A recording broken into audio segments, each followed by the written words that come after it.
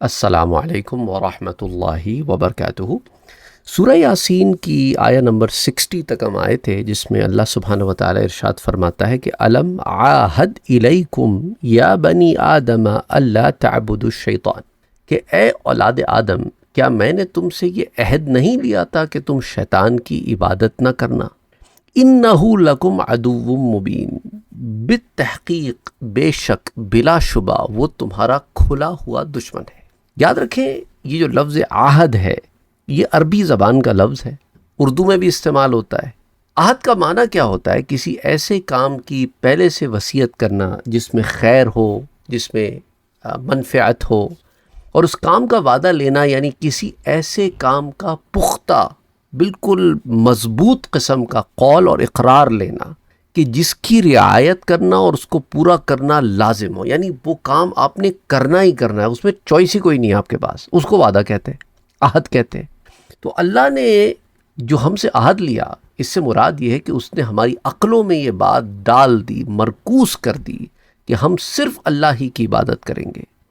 اللہ اپنی کتابوں اور اپنے رسولوں کے ذریعے جو ہمیں احکام دیتا ہے ہم ان کی اطاعت کریں گے۔ سو اللہ نے اپنے رسولوں کے ذریعے ہم سے یہ عہد اس دنیا میں جو لیا، وہ تجدید تھی اس عہد کی جو ہم عالم ارواح میں پہلے لے چکے، جو کہ سورہ الاعراف کی آیہ 172 میں اس عہد کا ذکر آتا ہے۔ الس، عہد الس جس کو آپ کہتے ہیں، اس پر ہم نے کئی دفعہ جو ہے آپ لوگوں کو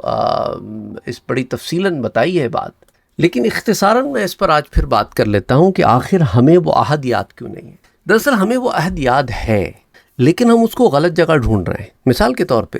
بہت سارے لوگ جب یہ سوال کرتے ہیں نا کہ ہمیں عہد یاد کیوں نہیں ہے، ان کا سارا زور اپنے دماغ پر ہوتا ہے، جو کہ ہمارے جسم کا حصہ ہے۔ اس کی جتنی میموری ہے وہ یہاں کی ہے۔ روحانی طور پر وہ اتنا ایلیویٹ نہیں ہو چکے ہوتے کہ اسپرچولی اپنی روح تک بات کو لے کے جا سکیں، کیونکہ دیکھیں عہد الس جو ہوا تھا نا، وہ عالم ارواح میں روح سے ہوا تھا، وہاں پہ یہ جسم نہیں تھا۔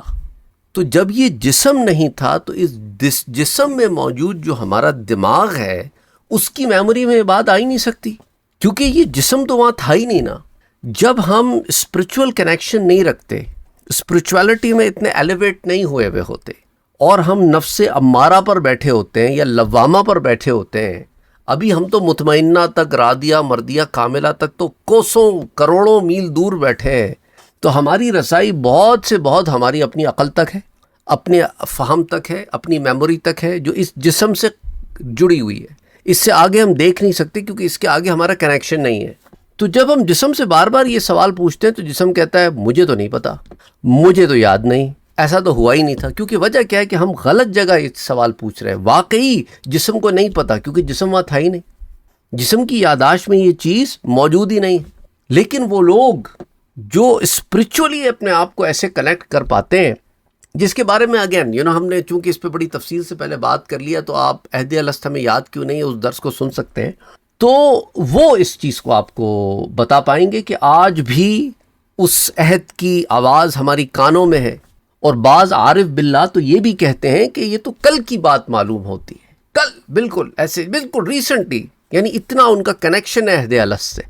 تو یہ وہی بات ہے کہ آپ کا بیٹا ہو آپ کے گھر میں اور آپ پڑوسی کے گھر میں ڈھونڈ رہے ہیں، تو پڑوسی کے گھر میں ملے گا نہیں نا آپ کو، کیونکہ آپ ڈھونڈ ہی غلط جگہ رہے، تو اس لیے ایسے معلوم ہوتا ہے۔ لیکن اگر کسی شخص کو بالکل پیور انوائرمنٹ مل جائے نا اس دنیا میں، جس میں وہ کرپشن نہ ہوئی بھی، اس میں، اور اس پہ آپ دین اسلام پیش کریں، وہ اسے ایکسیپٹ کیے بغیر رہ نہیں سکتا۔ اس کے اندر کی آواز آئے گی کہ یہی حق ہے، یہی سچ ہے،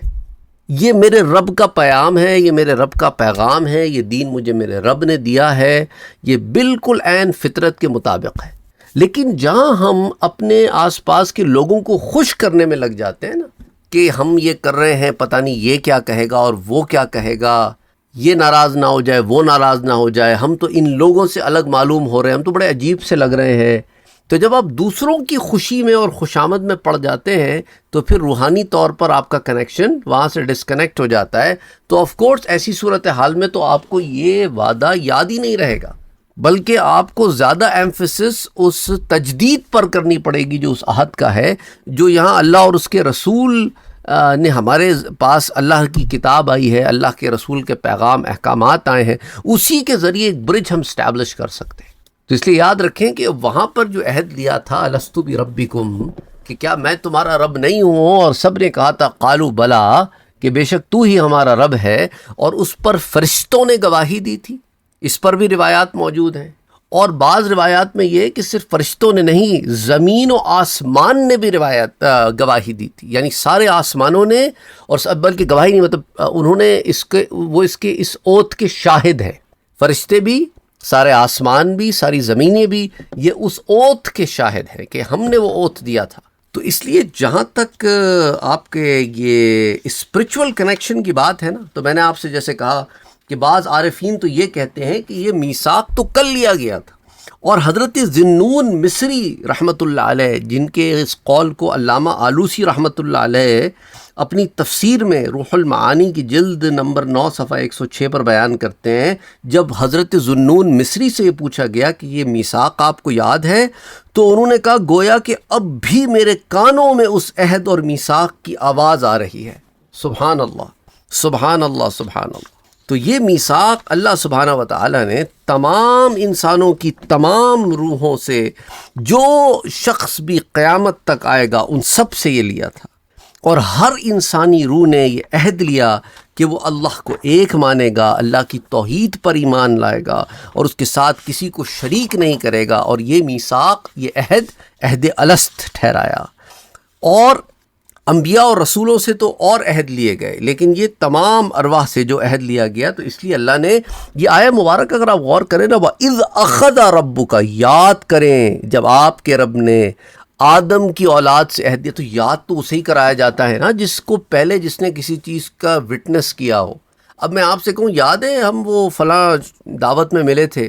اب یہ تو میں اسی صورت میں آپ سے کہوں گا نا کہ آپ اور میں ایک دعوت میں پہلے مل چکے ہوں، ورنہ آپ کو یاد کرانے کا کیا مقصد ہے؟ وَإِذْ أَخَذَ، اور یاد کریں جب آپ کے رب نے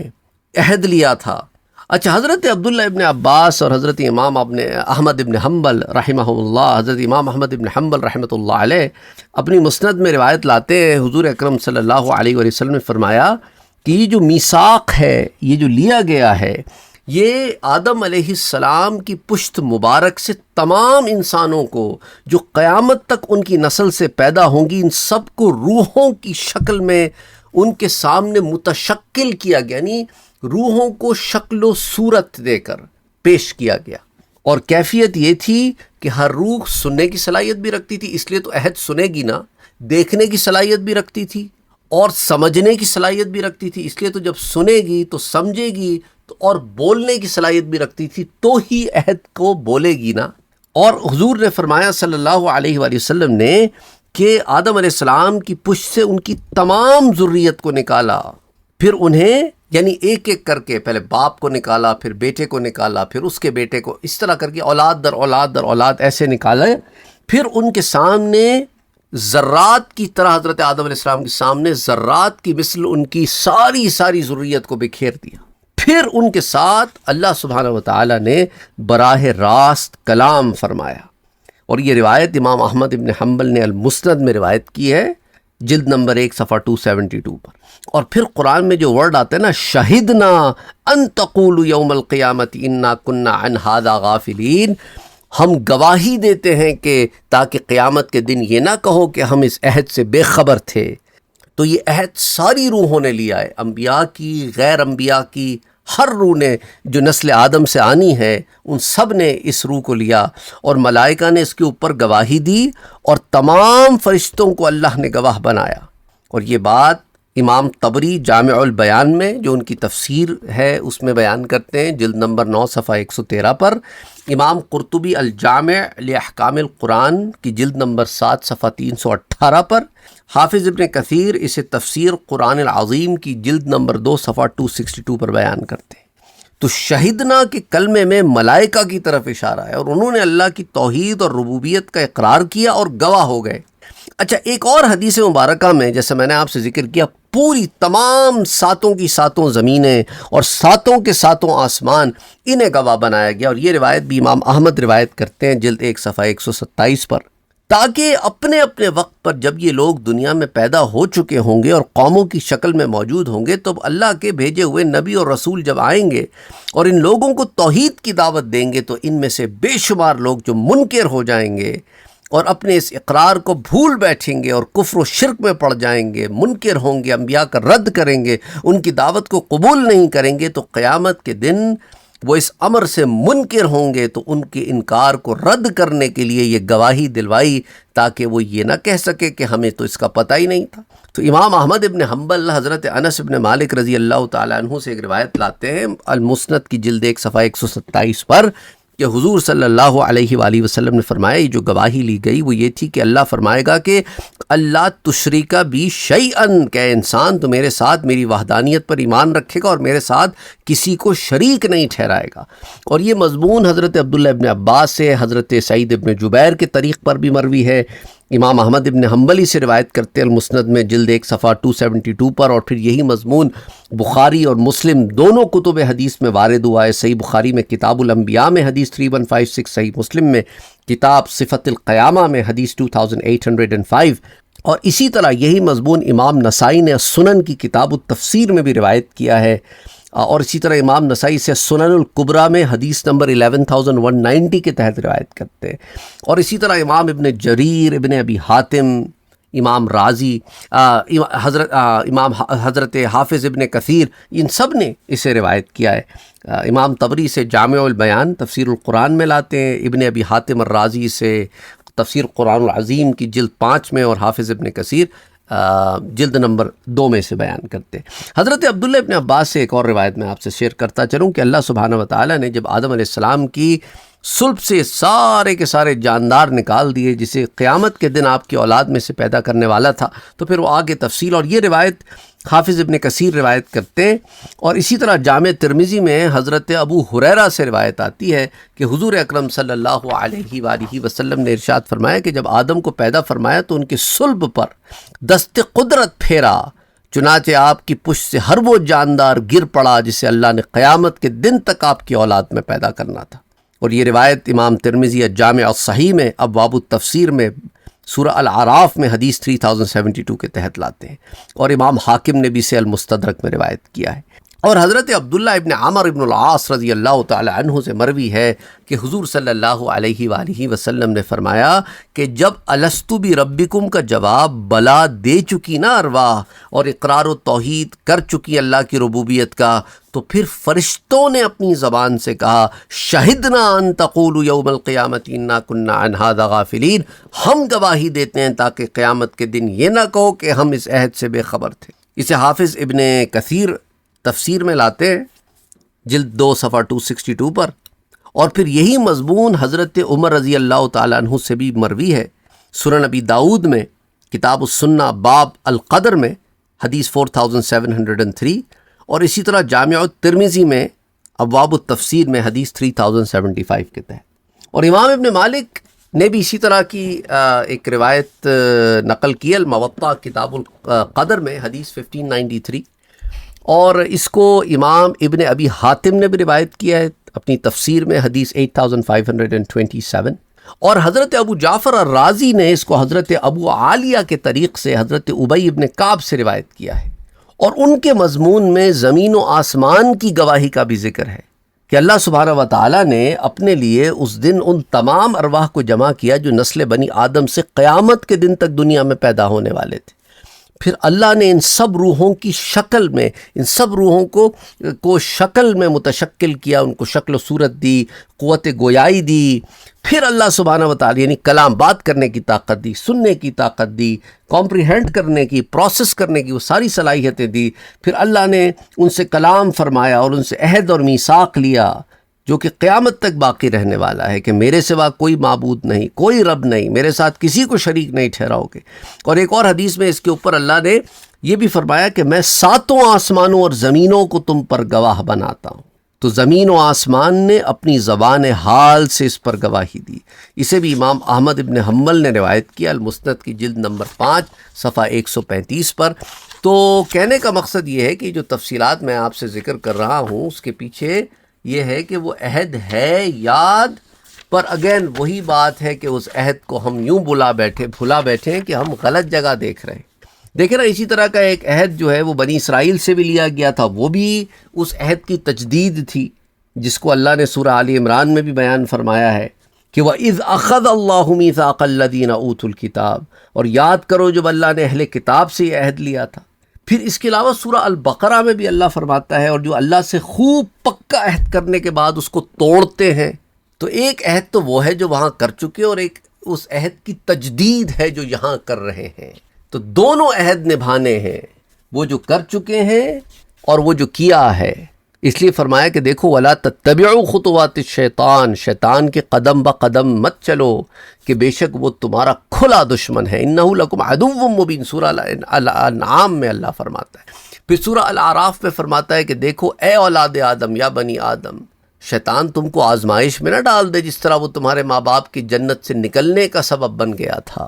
تو اب یہاں پر جو فرمایا کہ دیکھو تم شیطان کی عبادت نہ کرنا، یہ عہد لیا گیا ہے تم سے. تو اس پر بعض لوگ یہ سوال کرتے ہیں شیطان کی عبادت تو دنیا میں سب تو نہیں کرتے. ہاں ایسے لوگ ہیں جو سٹینک ورشپ میں پڑے ہوئے ہیں، وہ شیطان کی پرستش کرتے ہیں اور اس کے پیچھے ان کا ایک تھاٹ پروسیس ہے. میں آپ کو بتاتا چلوں کہ وہ کیوں شیطان کی پرستش کرتے ہیں. ان کی ایک خام خیالی ہے کہ جب قیامت ہوگی تو شیطان کو جہنم کا بادشاہ بنا دیا جائے گا اور وہاں پر برے لوگوں کو سزائیں دی جائیں گی. تو چونکہ شیطان وہاں بادشاہ ہوگا، وہاں پر صرف انہی لوگوں کو چھوٹ ملے گی جو شیطان کے پجاری ہوں گے. تو شیطان کے جو پجاری ہوں گے تو وہاں پہ شیطان ان کو اپنے ساتھ خاص کر کے رکھے گا اور وہ لوگوں کی سزاؤں پہ مامور ہوں گے. تو یہ کانسیپٹ کے تحت وہ شیطان کی پرستش کرتے ہیں. وہ عقل پہ پتھر پڑ جائیں تو پھر انسان ایسی حرکتیں تو کرتا ہے. اللہ ہدایت دے، اور کیا کہہ سکتے. اس کا اصل معنی یہ ہے کہ دیکھو تم شیطان کی دعوت کو قبول نہ کرو، کیونکہ وہ تمہیں ایسی ہی چیز کی طرف بلائے گا جو تمہیں رحمان سے دور کر دے گی. اس کی اطاعت نہ کرو. اس کی اطاعت کرنا گویا اس کی عبادت کرنا ہے. دیکھو نا سورہ الجاثیہ میں اللہ فرماتا ہے افرأیت من اتخذ الہہ ہواہ، کیا آپ نے اس شخص کو دیکھا جس نے اپنی خواہش نفس کو اپنا معبود بنا لیا. یعنی اللہ عز و جل نے اسے ایک کام کرنے کا حکم دیا پر وہ لگا ہے اپنے نفس کی اتباع میں، تو اسے بھی عبادت سے تشبیہ دیا گیا کہ اپنے نفس کی عبادت کرتا ہے. اللہ کے احکامات کے مقابلے میں وہ کسی اور کے حکم کو مانتا ہے. تو حضور صلی اللہ علیہ وآلہ وسلم اللہ کا پیغام لائے تاکہ یہ بات سب کے سامنے واضح ہو جائے. اور پھر اللہ نے فرمایا دیکھو من یطع الرسول فقد اطاع اللہ، جس نے رسول کی اطاعت کی اس نے اللہ کی اطاعت کی، کیونکہ اللہ نے ہی اس رسول کو بھیجا ہے اور وہ وہی کہتے ہیں جو اللہ نے انہیں کہنے کا حکم دیا ہے. اچھا اگر یہ اعتراض کوئی کرے کہ بھئی اللہ نے اللہ اور اس کے رسول کی اطاعت کے علاوہ علماء اور حکماء کی اطاعت کا بھی تو حکم دیا ہے. فرمایا یا ایھا الذین آمنوا اطیعوا اللہ واطیعوا الرسول واولی الامر منکم، کہ بھئی اللہ اور اس کے رسول کی اطاعت کرو اور ان کی جو تم میں صاحبان امر ہیں. تو اس آیت سے کیا معلوم ہوتا ہے کہ علماء اور حکام کے احکام کی اطاعت کا بھی حکم دیا. پس اگر اللہ اور اس کے رسول کے علاوہ کسی اور کے احکام کی اطاعت کرنا اس کی عبادت کرنے کے برابر ہے تو گویا اللہ نے تو خود ہمیں علماء اور حکام کی عبادت کرنے کا حکم دیا. معاذ اللہ استغفر اللہ العظیم. یہ اس کا معنی ہرگز نہیں ہے کہ آپ ان کی اطاعت کر رہے ہیں تو آپ ان کی عبادت کر رہے ہیں، بلکہ اس کا معنی یہ ہے کہ جب اللہ کے احکام کے برعکس دوسروں کی اطاعت کی جائے تو وہ ان کی عبادت کرنے کا مترادف ہے. یہ نہیں کہ اللہ نے جن لوگوں کو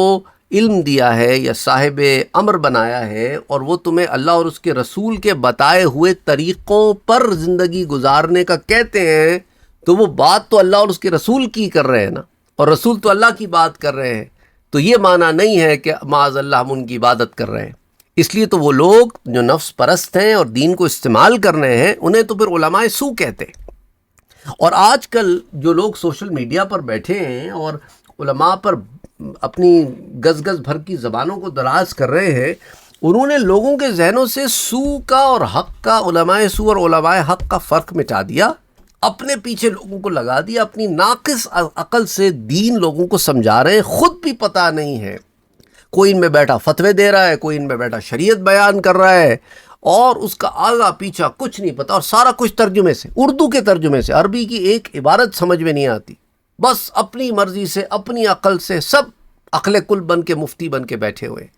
اور ساتھ یہ پاٹ پڑھا رہے ہیں دیکھو انہوں نے دکانیں کھولی ہوئی تھی علماء نے اور یہ اور وہ اور فلانا امکان، یہ اس طرح کے بازاری جملے لوگوں کو سکھا دیے ہیں، اور لوگ لگے ہیں ان لوگوں کی اتباع کرنے کے لیے، کیونکہ لوگ بھی آگے سے جاہل، انہوں نے کبھی اللہ اور اس کے رسول کو پڑھا ہی نہیں، اللہ اور اس کے رسول کی بتائی ہوئی تعلیمات کو انہوں نے پڑھا ہی نہیں جیسا کہ پڑھنے کا حق تھا، اور جو پڑھانے سکھانے والے سے ان سے متنفر ہوئے ہوئے ہیں، تو کہاں جا کے سیکھیں گے؟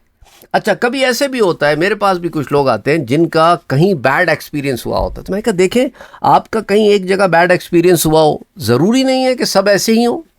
اب آپ ایک بلینکٹ سٹیٹمنٹ تو نہیں دے سکتے، تو اسٹیریوٹائپ ہو جائے گا۔ حضرت عبداللہ ابن عمر رضی اللہ تعالی عنہ بیان کرتے ہیں کہ رسول اکرم صلی اللہ علیہ وآلہ وسلم نے فرمایا کہ مسلمان شخص پر لازم ہے کہ وہ حکام کے احکام سنے اور ان کی اطاعت کرے، خواہ وہ احکام ان کی خواہش کے موافق ہوں یا مخالف، ما سوائے صورت کے کہ ان کو اللہ کی نافرمانی کرنے کا اگر حکم دے تو پھر نہیں ماننا۔ اور یہ صحیح مسلم کی روایت ہے، حدیث نمبر 1839، سنن الترمذی کی روایت ہے، حدیث 1707، سنن ابن ماجہ میں بھی آتی ہے، سنن الکبریٰ میں بھی آتی ہے، صحیح البخاری میں بھی آتی ہے، سنن ابی داؤد میں بھی آتی ہے۔ حضرت علی کرم اللہ وجہہ بیان کرتے ہیں کہ حضور اکرم صلی اللہ علیہ وآلہ وسلم نے ایک لشکر روانہ کیا اور ان پر ایک انصاری کو امیر بنا دیا، اور مسلمانوں سے فرمایا تم اس کے حکم کو سننا اور اس کی اطاعت کرنا، اور اس پر پھر اور بہت ساری تفصیلات ہیں، پھر اس کو اگلی دفعہ دیکھتے ہیں۔ وما علینا الا البلاغ۔